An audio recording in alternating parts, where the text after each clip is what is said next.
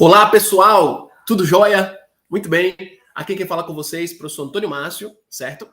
E por meio desta videoaula, vamos poder discutir mais alguns tópicos deliciosos sobre álgebra linear, beleza? Lembrando, eu já os saudei lá no Classroom, beleza? E continuarei com um trabalho, belíssimo trabalho que o professor Fábio Cruz vinha desempenhando convosco, beleza?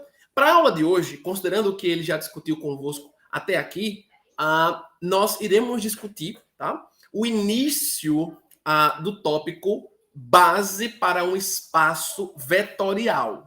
Lembrem-se, vocês já viram espaço vetorial, inclusive, e também subespaço vetorial, o que são vetores linearmente dependentes, linearmente independentes, beleza? Então, hoje, quinta-feira, dia 17 de março, vocês têm aula comigo hoje e também amanhã, beleza? Dia 18. Na aula de hoje, vou introduzir, tá o tópico aqui mencionado. Amanhã nós fechamos ele, ok? Lembrando que essa semana é semana assíncrona, por isso estou gravando aula. E, detalhe, o desfecho de conteúdos desta semana já nos permitirá fazer uma prova, beleza? E aí já quero agendar aqui, vou colocar também um recadinho lá no Classroom, que semana que vem nós teremos nossa primeira prova. E aí eu vou deixar essa primeira prova para sexta-feira, certo? Para que na quinta, na nossa aula ao vivo da semana que vem, da quinta, façamos uma revisão. Tudo bem? Show de bola. Vou aqui projetar a minha tela, só um momento. E vamos à nossa linda aula. Tela sendo projetada. Só um momento.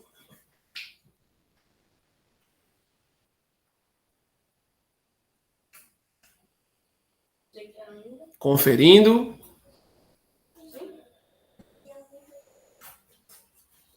Muito bem. Então tá aí nossa linda exposição, meu quadro branco para convosco. Então, de forma bem objetiva, tá? Bem direto, separei aqui uma série de porções de conteúdo para discutir com vocês no tópico em questão, tá? Como vocês veem em tela.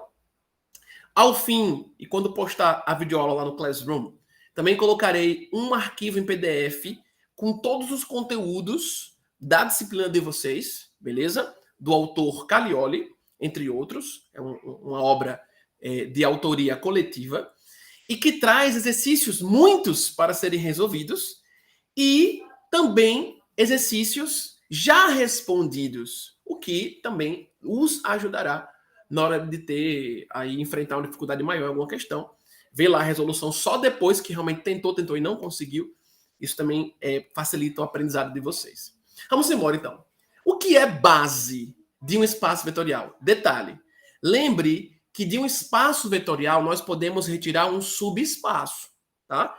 Então, quando eu falo aqui no título base de um espaço vetorial, não quer dizer apenas que exista um conjunto chamado base, tá? De vetores, que é dito dessa maneira para espaço vetorial. Não, eu posso ter uma base também para um subespaço vetorial, até porque um subespaço vetorial também é um espaço vetorial, beleza? Vamos embora. Então, dado um conjunto B, acompanhe comigo aí na tela, esse conjunto formado por N vetores, Vzinhos, V1, V2, V3, etc. Esse conjunto de N vetores que, de fato, está contido em um conjunto V, beleza? Então, se eu admitir que V é um espaço vetorial, beleza? Podemos encarar o nosso conjunto B, em outros contextos, se cumprir com aquelas propriedades que vocês estudaram, como um subespaço vetorial. Então, veja que a escrita inicialmente de base para o espaço vetorial tem uma similaridade, tá? Com o subespaço vetorial. Então, eu tenho esse conjunto aqui, chamei de B, beleza? Está contido no espaço vetorial V. Ele será dito uma base deste espaço vetorial na letrinha V, se duas condições forem cumpridas. Quais sejam? Primeiro, esse conjunto B deve ser LI, linearmente independente. Mas esse conjunto B gera o espaço vetorial V.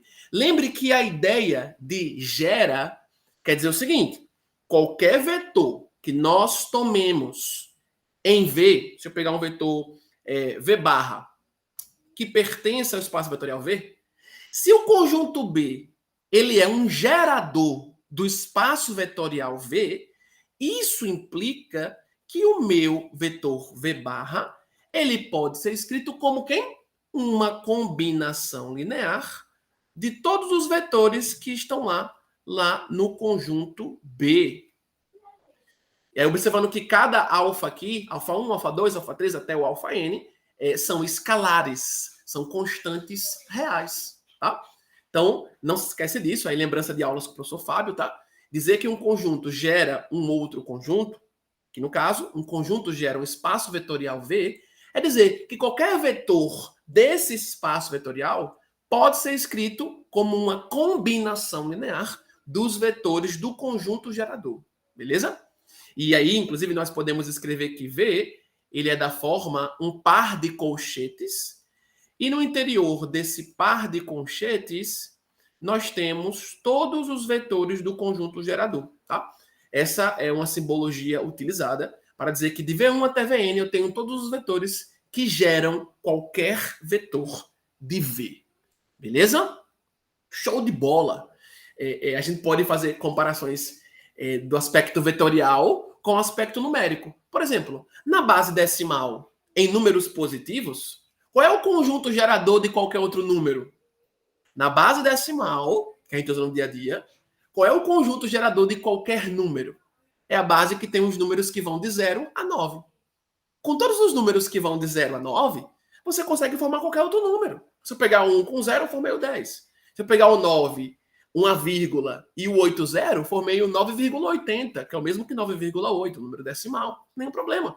Se eu pegar o sinal de menos, colocar à frente do 5, eu gerei um número negativo 5 a partir também dessa base geradora dos números decimais. Qual seria ela? O conjunto dos números que vão de 0 a 9. De 0 a 9, em números inteiros, eu consigo formar quaisquer outros números na base que utilizamos no dia a dia, tá? Base decimal. Então, fazendo uma comparação aqui só com números, tá? Para vocês verem que também funciona se fosse só com números, tá? Aqui falamos de vetores. Muito bem. Então, sempre que vocês pegarem um exercício, pegarem um problema e forem questionados, verifique se o conjunto dado é uma base para o espaço vetorial V. Ou verifique se o conjunto dado é uma base para o subespaço vetorial W. É só conferir se essas duas condições são cumpridas. Todos os vetores do conjunto que eu estou testando se é base, se eles são LI. Delícia. Verifiquei que qualquer vetor do subespaço ou do espaço pode ser escrito como combinação linear dos vetores desse conjunto que eu estou testando para ver se é base. É possível verificar isso? Pronto. Então, o conjunto tal, ele gera esse espaço vetorial ou subespaço, se for o caso do exercício. Beleza? Então, para fixarmos esse conceito, vamos aqui a um exemplo, beleza?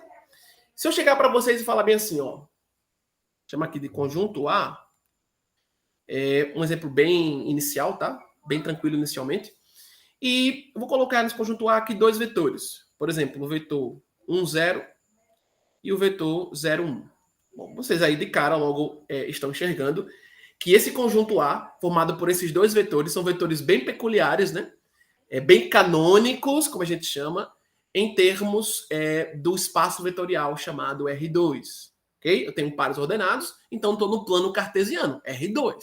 Se fosse R3, estaria no octante, XYZ. Aqui é apenas XY. Eu quero que a gente aqui verifique se esse conjunto A, vou colocar ele aqui, ó, contido em R2. Veja que a gente usa contido aqui, por quê? Bem mastigadinho. Eu não tenho nesse conjunto A todos os infinitos vetores que formam R2, tá? E ainda que nós tivéssemos, eu poderia usar o contido, porque lembra que todo conjunto está contido nele mesmo. Então, via de regra, pensou em verificar uma base, vai ser um conjunto sempre contido naquele que você quer verificar se tem o primeiro como base ou não. Beleza? Então tá aqui esse conjunto A, ele realmente está contido aqui em R2. E eu posso afirmar que esse conjunto é base, ó, é uma base para R2? Pergunta. Vou pegar aqui outro piloto, pegar agora o azul. Esse conjunto formado por esses dois vetores, ora conjunto A contido em R2, é uma base para R2? Sim ou não? Como é que eu verifico isso? As duas condições acima. Então, na hora que for verificar a primeira condição, ó, eu tenho que ver se A é LI. Então, eu me pergunto, A é LI? E aí? Vejamos. Aí você vem aqui, ó, vejamos. E exclama isso, né? A é LI? Isto é, A é um conjunto de vetores linearmente independentes? Vejamos. E como é que você verifica se dois vetores são linearmente independentes? Escreve a combinação linear igualada ao vetor nulo comum à natureza de vetores daquele conjunto, que aqui é um par, beleza? Então, o vetor nulo tem um par de coordenada 0, 0, delícia, beleza? E se os coeficientes desta combinação linear se anularem a partir disso, então eu posso afirmar que esses vetores eles não são múltiplos entre si. Não há um vetor nesse conjunto que é múltiplo de outro, se eles são LI. Tá? Lembra aí da aula do professor Fábio, anterior a esta. Então, venho aqui, ó, monto minha combinação linear, α1 vezes o vetor 1, 0, mais α2 vezes o vetor 0, 1, e isso igual ao vetor nulo. Esse é o ponto de partida, tá?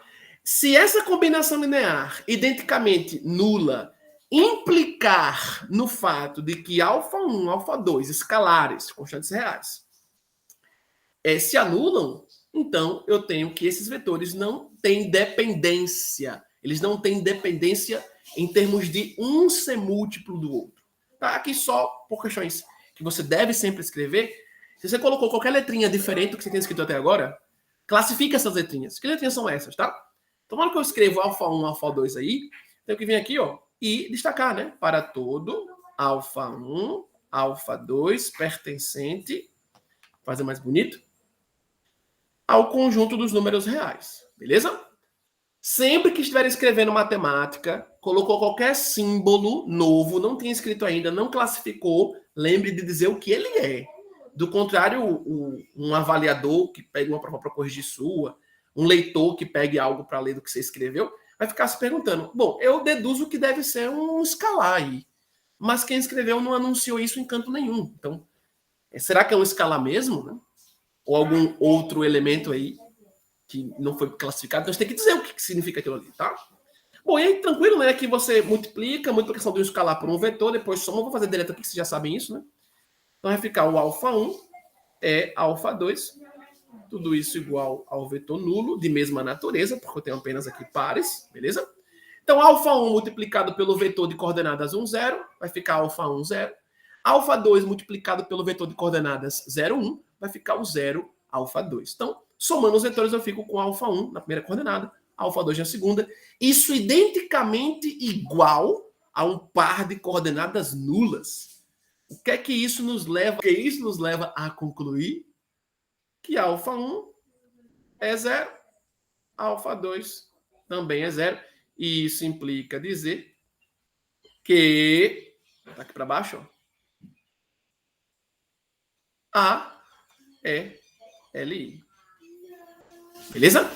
Então, você acabou de verificar. Você pôde concluir, fazer aqui bonito, ó, que A é LI. Pronto. Agora, verificando o ponto 2, para vermos se o conjunto A ele é base para este espaço vetorial R2 ou não.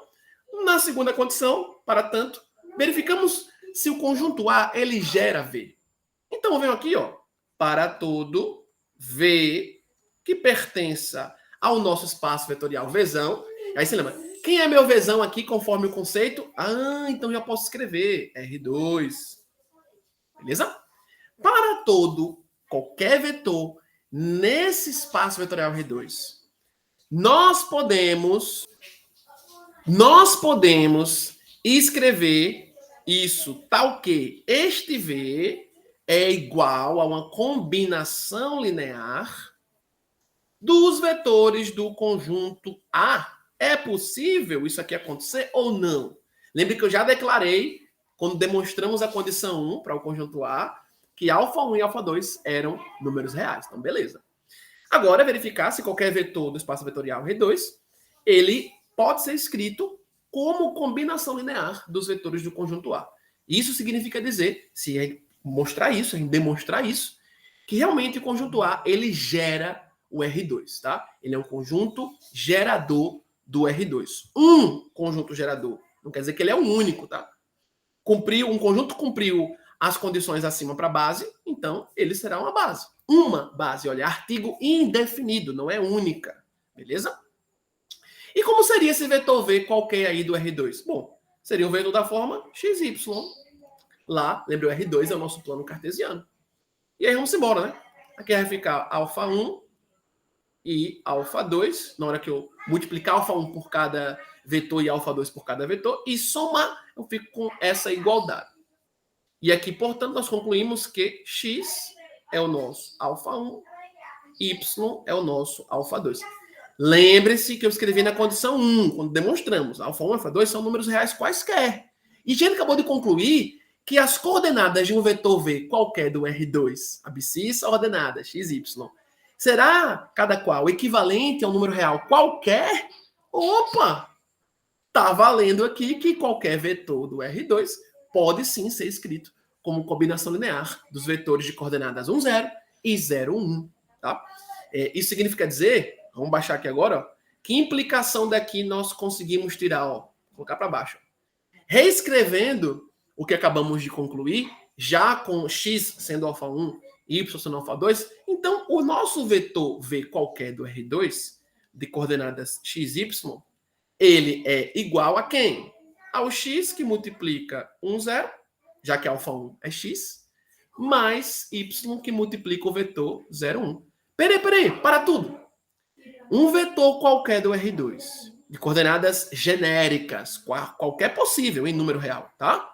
xy, pode ser escrito como uma combinação linear da coordenada x que multiplica o vetor 1, 0, de coordenadas 1, 0, mais y, a outra coordenada do vetor V qualquer do R2, multiplicada pelo vetor de coordenada 0, 1. Ora, mais 1, 0 e 0, 1 são os vetores do conjunto A. Eu posso escrevê-los como combinação linear que gera qualquer vetor no R2? Sim. Condição 2 acabou de ser conferida. Então, delícia. Você, uma vez demonstrando a condição 1 e a condição 2 para esta pergunta que fiz aqui, poderá concluir, então. Aí, como é que você escreve por baixo, né? Como é que você dá o desfecho aí, ó? 3 pontinhos de portanto. E escreve, ó, como uma forma de escrever, tá?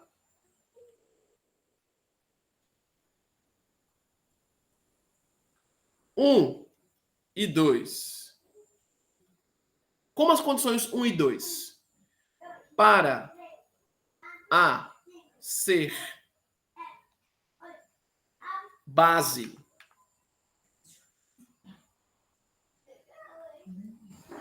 do R2 foram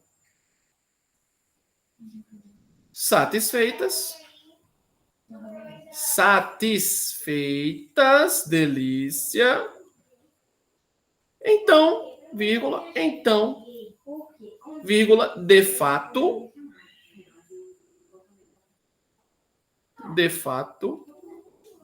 A é. Aí, olha que delícia, antes de colocar a base, ó, uma, ok? Não é a única. Vários outros conjuntos que cumpram as condições também irão ser chamados de base para esse espaço vetorial R2 aqui, tá? A é uma base de R2. E aí, recapitulando, ó, 3 pontinhos, portanto, como as condições 1 e 2 para A ser base do R2 foram satisfeitas, então, vírgula, de fato, A é uma base de R2. Delícia. Ao lado agora, gente, depois que vocês conferiram como proceder, né? No exemplo inicial, bem tranquilo, para vocês irem pegando como deve executar procedimentos matemáticos para garantir se um conjunto de vetores é base para um espaço vetorial ou não, é base para um subespaço vetorial ou não. Depois que você verificou isso, aqui comigo, condição 1, condição 2, e o desfecho numa escrita que te permite dar um desfecho formal ao problema ora solucionado, tá? Eu agora aqui apresento-lhes mais exemplos, tá, de conjuntos que são base para certos espaços vetoriais. Vem comigo aqui na tela ao lado agora. Vamos aqui para o lado, ó. Então tá aí, gente. Alguns exemplos. Vou pegar aqui a cor, uma outra cor, pegar aqui a cor verde, tá? Olha esse primeiro exemplo, ó. Um conjunto entre chaves, beleza? Formado pelos seguintes vetores de 4 coordenadas: 1, 0, 0, 0, 0, 1, 0, 0, 0, 0, 1, 0, 0, 0, 0, 1. Veja que eu tenho 4 vetores de 4 coordenadas, o que nos sugere aí o R4, tá? Já que eu tenho 4 uplas, tá? Uma dupla, uma tripla, aí depois 4 uplas, 5 uplas, até N uplas, ok? Veja que você tem caras em coordenadas numa escrita não matricial, tá? Então, não vou falar aqui de espaço vetorial das matrizes, mas do R em alguma dimensão, tá? R apenas, dimensão 1, uma reta, R2 plano cartesiano, R3 o octante, e vou subindo aí as dimensões no espaço. Bom, então, esses exemplos aqui mostram pra gente há outras possibilidades de vermos base em outros espaços vetoriais. Então, eu tenho aqui 4 vetores com as seguintes coordenadas e vetores com 4 coordenadas.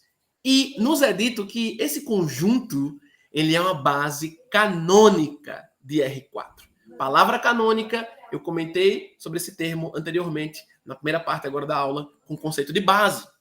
O termo canônico, gente, ou canônica, dependendo da concordância nominal, tá? Na sua escrita, diz respeito àquilo que é fundamental. Quando a gente fala que a base é canônica, é a base mais fundamental, a mais trivial possível que eu posso chamar de base, tá? Cumprindo as condições para tanto, beleza? Outro exemplo, esse conjunto formado por 3 vetores, vetores com 3 coordenadas, é base canônica para o R3. E o que é que você percebe aí de padrãozinho nesses dois exemplos, item A e item B? Que quando eu zero todas as coordenadas e coloco 1 em uma delas e vou alternando esse 1 a cada coordenada e zerando as outras, na verdade eu estou fazendo o x aparecer uma vez, o y aparecer uma vez, o z aparecer uma vez e um w aparecer uma vez.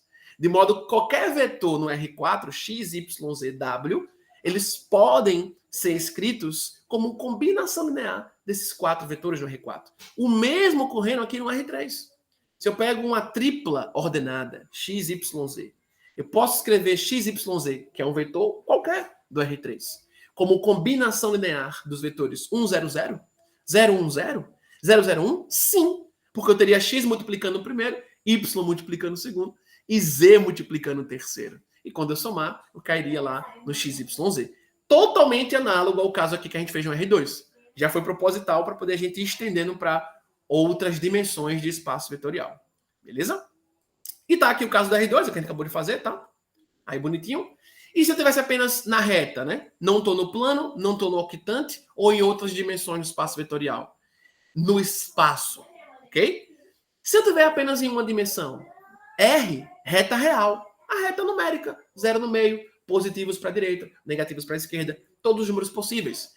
Com vírgula, sem vírgula, racionais, irracionais, beleza?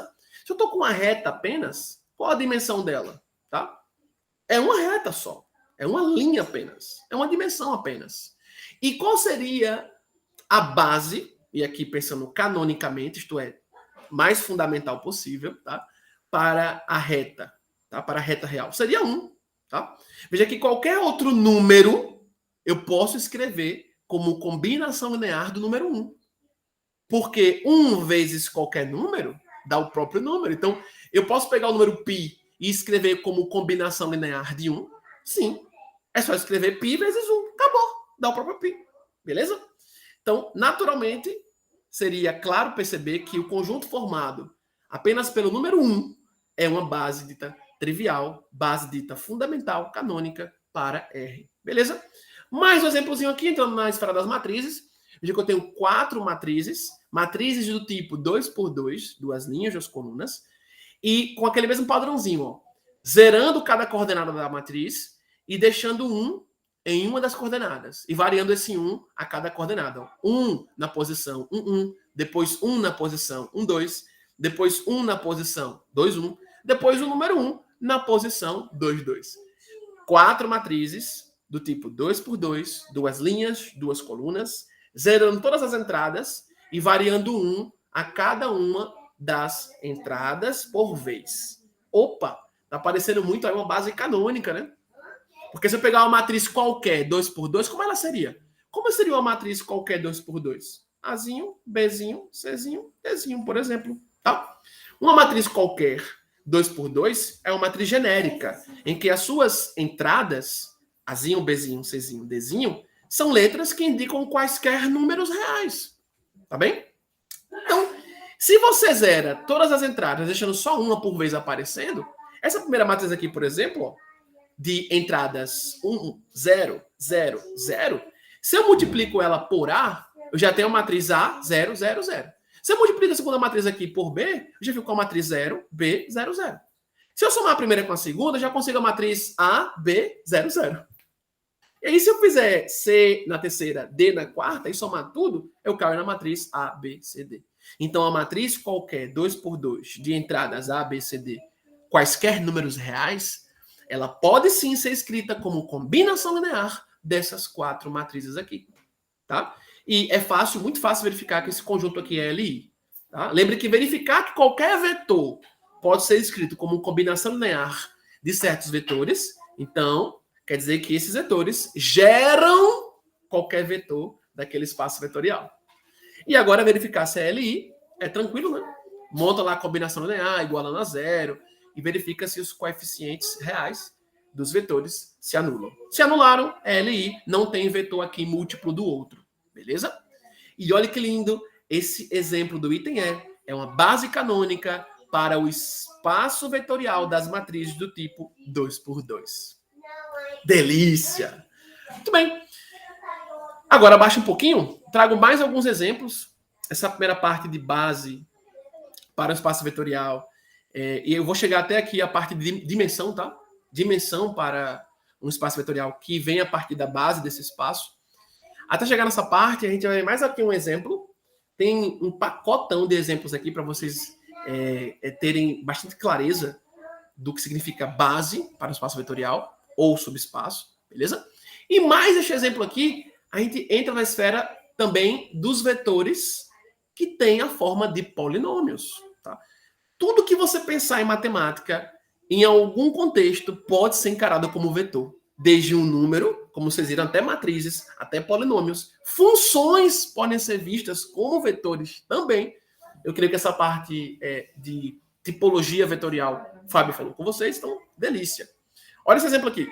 Conjunto B, formado pelos seguintes elementos. 1x ao quadrado, x elevado a 3, até o x elevado a n, é uma base para o espaço vetorial P índice n dos polinômios de grau n. E ele escreveu aqui um exemplo, ó, tá? Veja esse polinômio. A0 vezes 1, que é o próprio A0, mais A1 vezes x, uma forma genérica de escrever um polinômio de grau n. Na hora que eu igualo esse polinômio todo a 0, veja que eu estou comparando polinômios. Então, esse zero aqui depois da igualdade é o polinômio identicamente nulo. Se eu fosse pegar esse cara e escrevê-lo, como ele seria, tá? Seria o 0 vezes x elevado a n, mais o 0 vezes x elevado a n menos 1, mais até chegar lá, ó, mais lá ao 0 vezes 1. E aí, perceba, você escreveu todo o polinômio que foi dado, genericamente de grau n, ainda igual a 0. Porque, repito, quando você pega um polinômio todinho e iguala a 0, de polinômio dado no ensino médio, tá?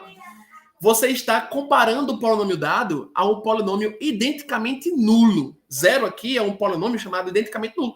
Isto é, aquele polinômio em que os seus coeficientes todos são 0, para que eu tenha realmente tudo aqui somado dando 0. Porque 0 vezes cada cara aqui vai zerar, e 0 mais 0 vai dar 0.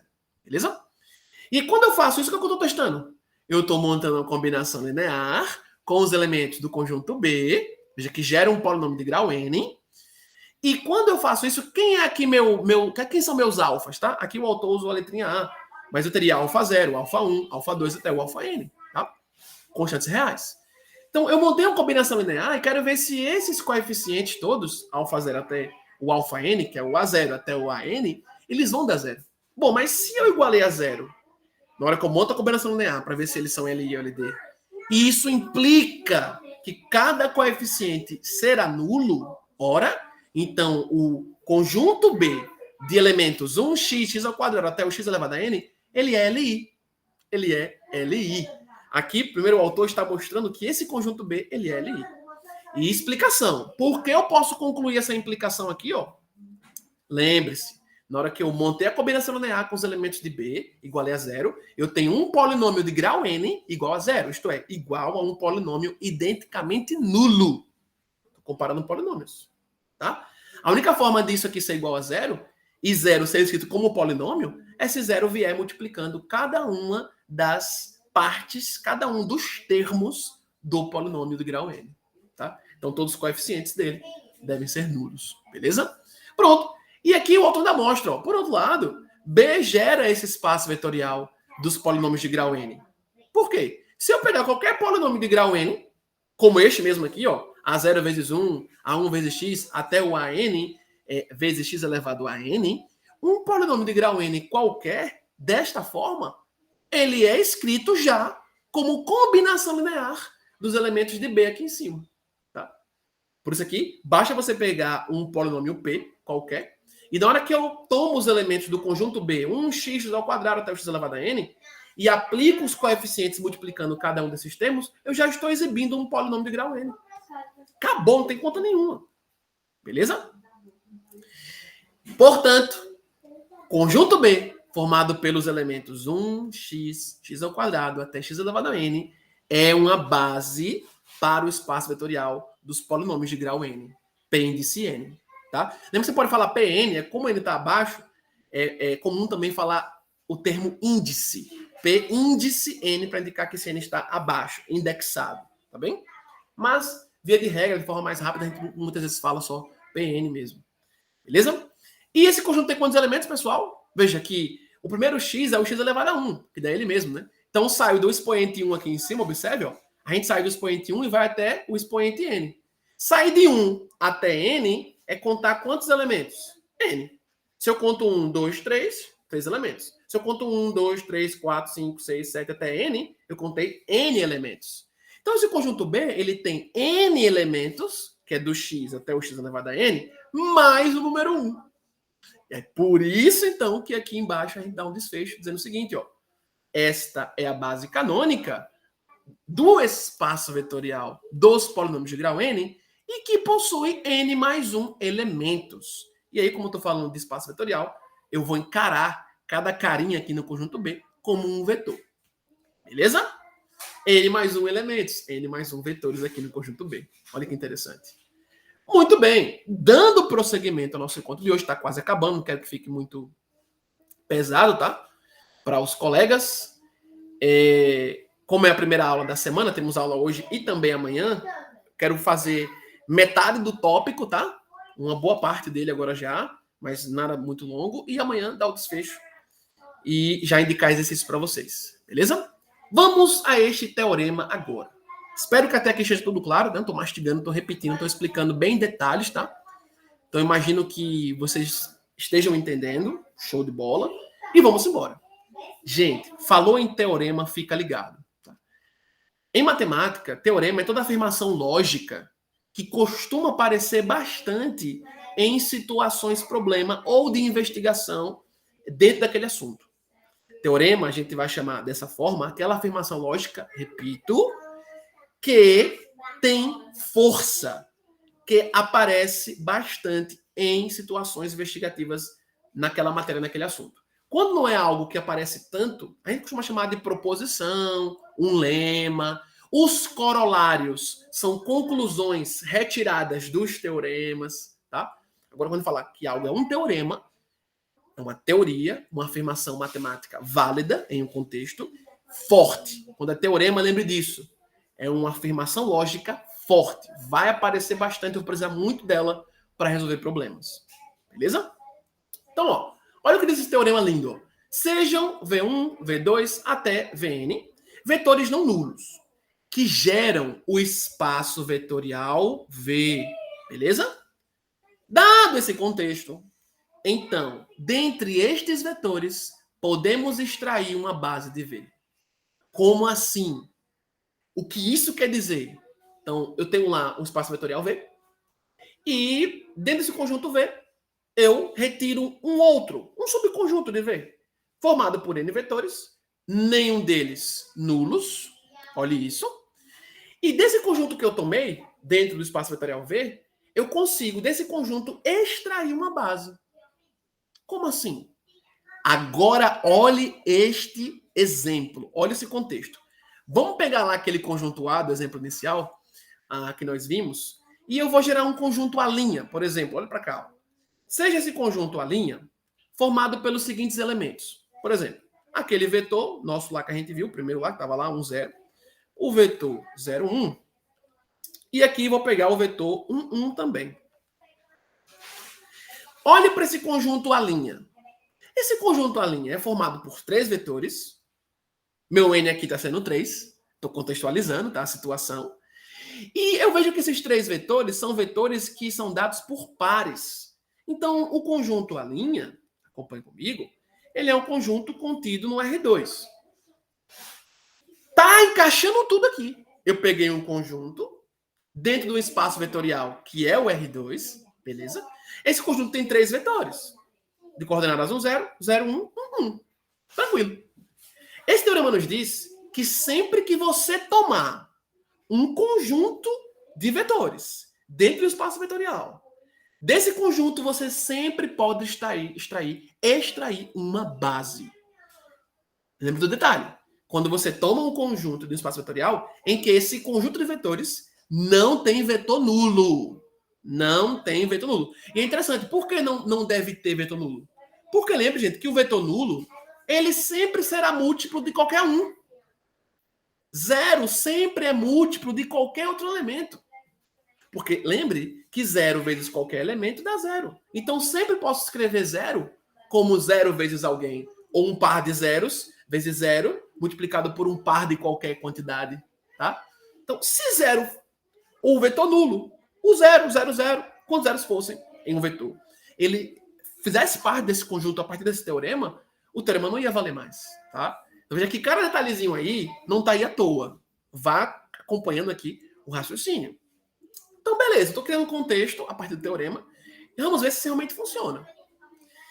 A conclusão do teorema é que, dentre estes vetores, do nosso conjunto aqui, por exemplo, a linha, tá? Contextualizando, podemos extrair uma base de R2, nosso caso aqui, nosso V é o R2. Nesse exemplo, tá? Poderia ser qualquer outro contexto aqui possível que eu pudesse usar esse teorema para, então, proceder obtendo uma base. Tá bem? Olhando para esse conjunto ali, a gente já viu lá do primeiro exemplo da aula que se o conjunto fosse dado apenas pelos vetores, vou pegar aqui outra cor, se o conjunto fosse dado apenas pelos vetores 1, 0 e 0, 1, se nossa linha possuísse apenas os elementos vetoriais 1, 0 e 0, 1, ele já seria uma base. A gente viu isso lá no início da aula. Mas eu tenho mais um carinha aqui. Bom, você está cumprindo com as condições desse teorema? Então, desse a linha, eu posso retirar uma quantidade de vetores que forma uma base para, esse caso, o R2, que é o nosso espaço vetorial. E isso é verdade, gente. Olha que incrível. Vou baixar para vocês verem aqui, ó. Notem. Vou separar aqui uma chave, ó. Note que o conjunto A', ele é LD. Por que ele é LD? Ó, o vetor que eu coloquei ali, 1, ele pode ser escrito como quem? Como a soma do 1, 0 com o 0, 1. Se o vetor 1 pode ser escrito como a soma de 1, 0 com 0, 1, ele pode ser escrito como quem? Como a combinação linear dos outros dois vetores. Eu tenho um vetor aqui em A' de coordenadas 1, 1, que é combinação linear dos outros dois vetores. E lembra que aqui teria 1, ó. 1 multiplicando 1, 0 e 1 multiplicando 0, 1. Somando dá 1, 1. Então, isso implica dizer que a linha, ele é LD. Se ele é LD, a linha não é uma base. o conjunto A', que é um conjunto de vetores retirados do espaço vetorial R2, ele não é uma base. Mas eu posso extrair uma base dele. Porque ele é um conjunto de vetores, todos, ninguém aí é nulo, que está contido no espaço vetorial, sim. Então, é só eu chegar lá. O que é que eu vou fazer? Se eu descobrir que tem um vetor que é combinação linear dos outros dois, esse vetor, eu jogo ele fora. Eu tiro ele de A', para que de A' eu extraia só aquilo que formará um conjunto LI. Então, na hora que eu venho aqui, ó, e retiro, vou pegar a cor vermelha para vocês verem. Ó. Na hora que eu venho aqui e retiro o vetor 1, 1, nós podemos, vou voltar aqui para a cor azul, ó. A gente vem aqui e consegue extrair o conjunto que eu vou chamar de A', índice B. Vou colocar esse B aqui para fazer referência à base, tá? Então, do conjunto A' eu extraio uma linha B formado pelos vetores 1, 0 e 0, 1, que é... E aí eu não preciso nem testar para ver se é uma base, não preciso nem demonstrar uma base. Aí a pergunta é, por que não preciso demonstrar aqui que esse conjunto é uma base? Por quê? Porque no início da aula a gente demonstrou que esse conjunto aqui, que tem esses dois vetores, é uma base para o R2. Então, a linha B formado por esses dois elementos, a linha B, que é esse conjunto formado por esses elementos, vírgula, que é uma base R2. Gente, classificação importante para esse vetor 1 que nós extraímos de A' aqui em cima. Classificação importante para ele. Esse vetor, no conjunto A' que eu tomei aqui, no conjunto que está contido em R2, esse vetor de coordenadas 1, ele é dito supérfluo. Vetor supérfluo. Isto é um vetor que está aí como já um resultado de combinação linear dos outros vetores do conjunto e que não vai fazer diferença em pertencer ao conjunto a fim de que o conjunto seja uma base. Isto é, ele não tem importância na construção da base. Ele é dispensável, supérfluo, ok? Quando eu extraio ele, eu retiro ele do conjunto A', formando o A' B, que é uma base agora para o R2, esse vetor que eu retirei e com a sua retirada formei uma base para o R2, ele é dito vetor supérfluo. Ele é dispensável, porque não vai contribuir para termos uma base. E veja que neste exemplo, gente, veja neste exemplo que o teorema funciona lindamente. Então, recapitulando, considere um conjunto com quantos vetores você quiser, quantos vetores lá existirem, não sendo nenhum deles nulo, beleza? Esse conjunto, ele é um subconjunto de um espaço vetorial? É. O teorema nos garante que sempre eu posso pegar esse conjunto, então, retirar vetores supérfluos, isto é, vetores que são resultado de combinação linear de outros. Ao retirar esses que são combinação linear de outros, eu deixo de ter um conjunto LD e passo a ter um conjunto LI. Aí já cumpri uma condição para ser base. A outra é verificar que o conjunto que ficou, nesse caso a linha B que a gente chamou, que ele gera qualquer vetor do R2, tá? E, de fato, a gente já fez isso lá no início da aula, então não precisa fazer de novo. Veja que realmente eu consegui formar uma base, criar uma base a partir de um outro conjunto dado nas condições desse teorema. Beleza, gente? E, para fechar essa aula, não deixar ela muito longa, tá? Eu quero só agora falar com vocês. Deixa eu descer aqui mais um pouquinho. E a gente continua amanhã, beleza? Eu quero passar para vocês algumas informações de desfecho sobre base e iniciar, atenção, iniciar o conceito de dimensão de um espaço vetorial, que é obtido pela dimensão da base desse espaço vetorial, beleza? Então, já chegando no desfecho dessa aula, corolário é um corolário que segue imediatamente a partir, inclusive, do teorema que eu acabei de mencionar, tá? Lembre que corolários sempre são afirmações lógicas válidas, demonstráveis, que seguem como consequência de um teorema, tá bem? Olha o que diz aqui, ó. Duas bases quaisquer de um espaço vetorial sempre irão possuir o mesmo número de vetores. Justificativa. Se eu pego, por exemplo, o conjunto A, que tem vetores que vão de V1 a Vn, N vetores. Um outro conjunto B, de vetores W1 até Wn, tem M vetores, o conjunto B. Se eu afirmo que esses dois conjuntos são bases do espaço vetorial, e lembra, eu posso ter diversas bases. Quando eu acho uma base, não é a única, tá? Mas o fato é, se eu achar uma base, Patrick achar outra base, Roberto achar outra base, se for base, sempre a quantidade de vetores irá coincidir. Olha o que diz aqui para a gente dar o desfecho, pelo termo anterior, M igual a N. Por quê? Quando Patrícia, Antônio, Márcio, Roberta vão lá, pegam um conjunto de vetores não nulos, é um espaço vetorial, e desse conjunto extrai uma base, ora, esse conjunto tem que ser LI. Então, ele não pode ter um vetor que seja múltiplo de combinações de outros, tá? Outro detalhe, esse conjunto gera qualquer vetor daquele espaço vetorial. Então, a base é aquele conjunto mais enxuto, mais fundamental de onde eu construo um espaço vetorial, tá? Então, por exemplo, aquele conjunto de vetores 0, 1 e 1, 0 que a gente pegou, que a menos da ordem é o mesmo conjunto, tá? A ordem aqui não vai implicar em nada. Mas se Roberta pega, por exemplo, um conjunto formado pelos vetores 1, 1 e depois 1, 0, esse conjunto de vetores de coordenadas 1, 1 e 1, 0 também é um conjunto que é LI. Você pode fazer o teste aqui e ver que ele é LI. E ele também gera qualquer vetor do R2. Então, tanto o conjunto aqui de cima, vou chamar ele de A, como o conjunto aqui de baixo, chamando de B, são duas bases para o R2. Mesma quantidade de vetores. E lembre, no R2 tem duas coordenadas. Então, não posso ter só um vetor que gere todo o R2. Tá? No R3 eu tenho 3 coordenadas, então não posso ter apenas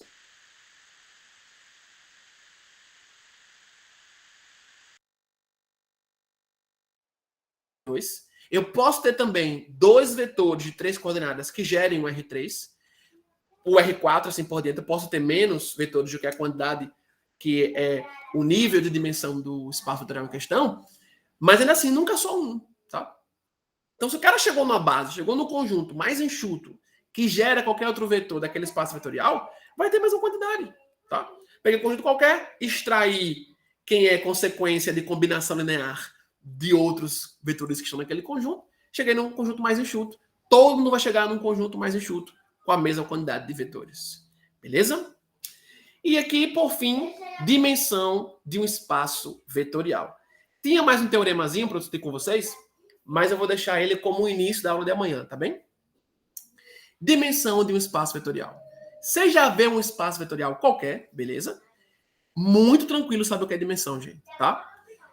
Considerando que esse espaço vetorial V, ele tem uma base que possui N vetores, base que possui N vetores, a gente vai afirmar, por definição, por conceituação gerada na álgebra linear, a gente vai afirmar que esse espaço vetorial V, ele tem dimensão N.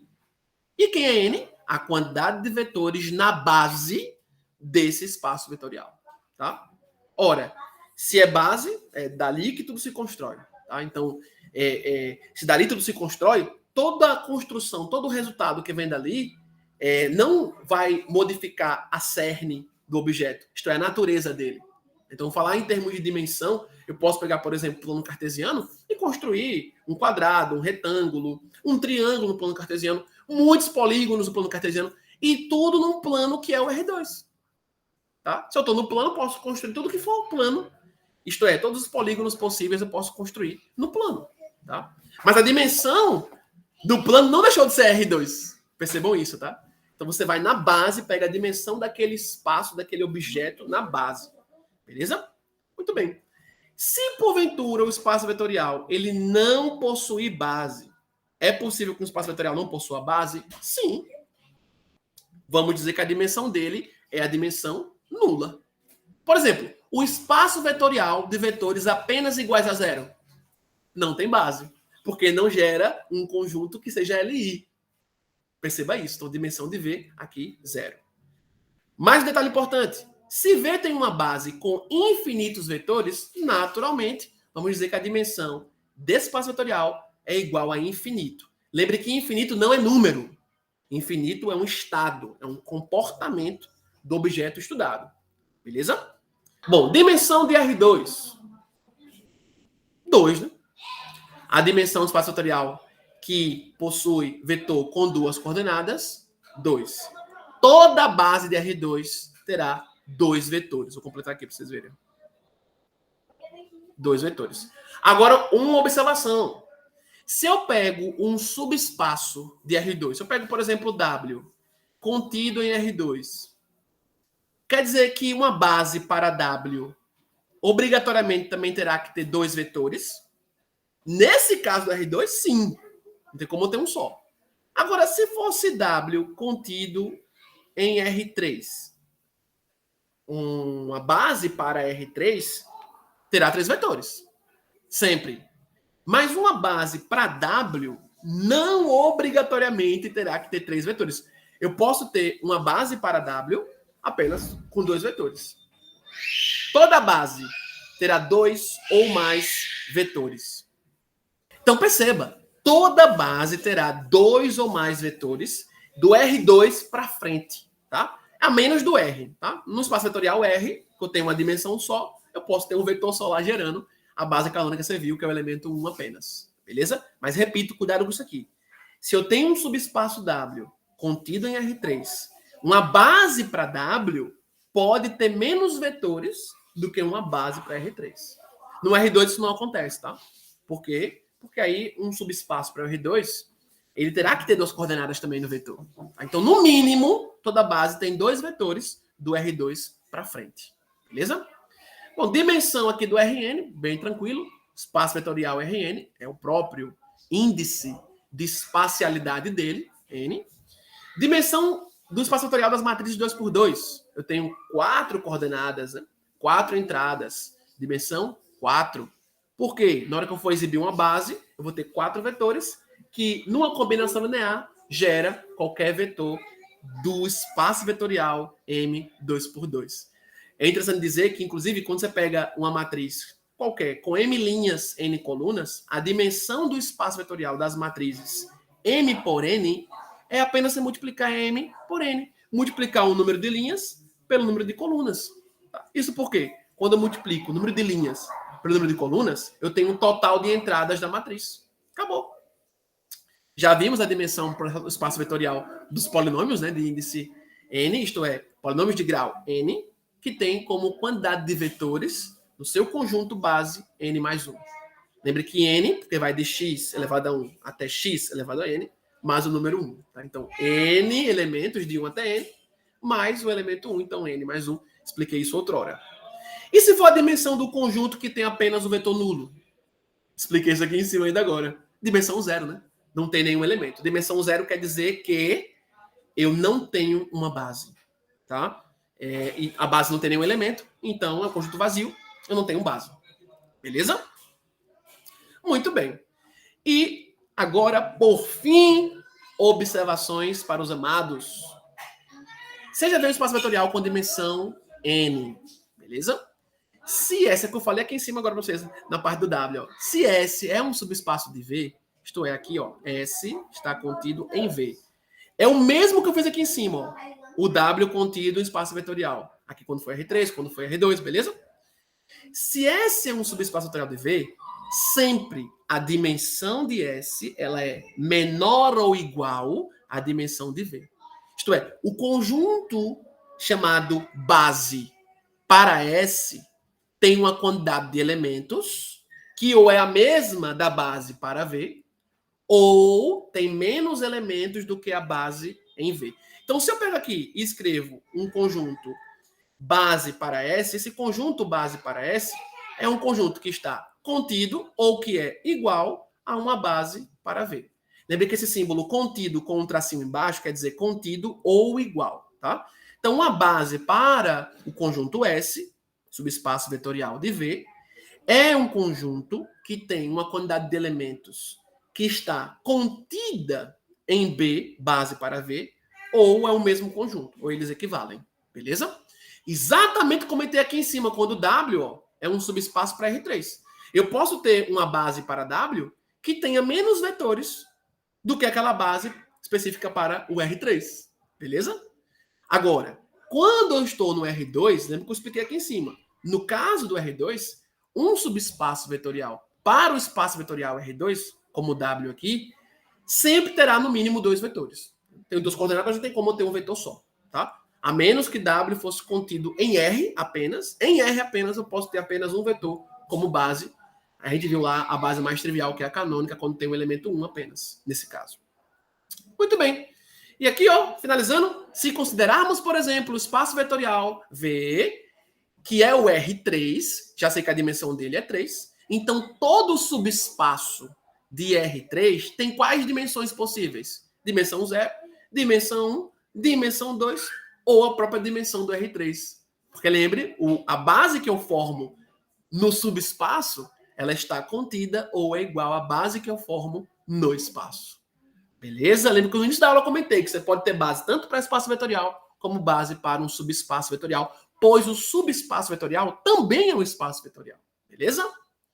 Ótimo. E aqui, só para ainda enriquecer mais o que eu falei, exemplos. Ó. Dimensão de S, portanto, ela é 0 se S for o conjunto formado apenas pelo vetor nulo. Em termos geométricos, onde é que está esse número 0? Tá? Na origem de um sistema de coordenadas. Se eu pensar na reta, por exemplo, onde é que está 0? No meio dela, onde eu começo a contar. Origem. Se eu pensar no plano cartesiano, onde é que está 0? Também na origem de onde eu começo a contar pares ordenados. Percebem isso? Por isso ele coloca aqui origem, tá? Se a dimensão de S sobre espaço vetorial de V é 1, nesse contexto aqui, então S é uma reta que passa pela origem. Por que tem que passar pela origem? Porque lembre que um subespaço vetorial sempre tem um vetor nulo pertencente a ele. Se a dimensão de S é igual a 2, então S é um plano que passa pela origem. Se a dimensão de S é igual a 3, então S é o próprio R3. Lembra o próprio R3? Nosso sistema de coordenadas chamado octante. Tá? E aqui no caso da dimensão de S ser 3, ele é o próprio R3, e o próprio R3 tem um 0 aqui, tá? A nossa tripla ordenada. Lembre que um espaço vetorial, bem como um subespaço vetorial, de forma geral, tem que ter o vetor nulo ali pertencente a ele. Ok? Agora, quando você toma uma base, o vetor nulo não entra lá. Tá? Veja que eu vou conseguir gerar o vetor nulo a partir de vetores não nulos, tá? Mas se o vetor nulo estiver na base, eu não tenho mais ali. Porque ele pode ser como combinação de qualquer outro, multiplicando por 0, tá? Isso não quer dizer que o vetor nulo não pertença ao conjunto. Ele não pertence à base, mas ao conjunto como um todo, sim, com certeza. Beleza? É isso, gente. Prazer lecionar essa primeira aula para vocês. Quero aqui adiantar, tá? Que no próximo encontro vamos começar por esse teorema aqui, lindíssimo. Vamos mastigar mais o conceito de base e dimensão. Viram mais alguns teoremas para vocês. Eu vou mastigar esses teoremas, como fiz aqui com o primeiro que vocês viram. E deixarei exercícios. E, além disso, assim que vocês assistirem essa aula, já vão poder acessar o material que eu vou postar para vocês ainda hoje, quinta-feira, dia 17 de março, que é um livro maravilhoso, um clássico, e que, como eu disse no início, traz muitas questões para resolver e outras resolvidas, o que ajuda vocês a encararem aquela questão difícil, não conseguiu, vai lá ver como foi e aprende, tá? É isso, gente. Forte abraço. Até a próxima.